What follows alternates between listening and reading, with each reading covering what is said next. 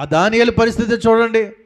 సింహాల గుహలో పడేస్తాం అంటే మనం ఏమనుకుంటాం, అయిపోయింది, ఇంకొక క్షణంలో ఆ సింహాలు నా శరీరాన్ని ముక్కలుగా చీల్చుకొని చంపేస్తాయి, భయంకరమైన చావు అని ఆ భయముతోనే అందులో పడకముందే గుండెకు చచ్చిపోతామేమో మనం. అటువంటి భయంకరమైనటువంటి పరిస్థితి.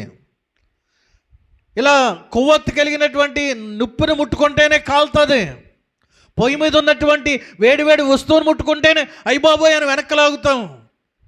అటువంటిది అగ్నిగుండంలో పడేస్తారు అని షద్రకు మేషక్కు అబేద్నెగోవులకి తెలిసినా కూడా వారు దేవుని అందలి భయభక్తులు విడిచిపెట్టలేదు. దేవునికి స్తోత్రం. అంటే నిన్ను తీసుకెళ్ళి అగ్నిగుండంలో పడేస్తాం అన్నా కూడా నేను దేవుని యందు భయభక్తులు కలిగి ఉన్నాను.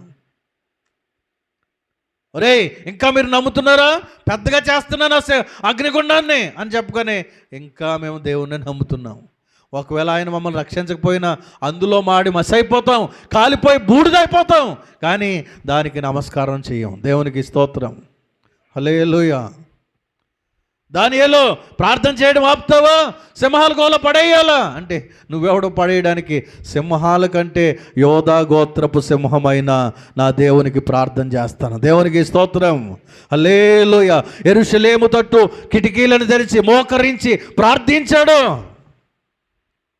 వీళ్ళని తీసుకుని అగ్నిగుండంలో పడేశారు, దానియేలుని తీసుకెళ్ళి సింహాల గుహలో పడేశారు. అగ్ని వారిని కాల్చలేకపోయింది, సింహాలు ఈయన్ని చేల్చలేకపోయాయి. దేవునికి స్తోత్రము. హల్లే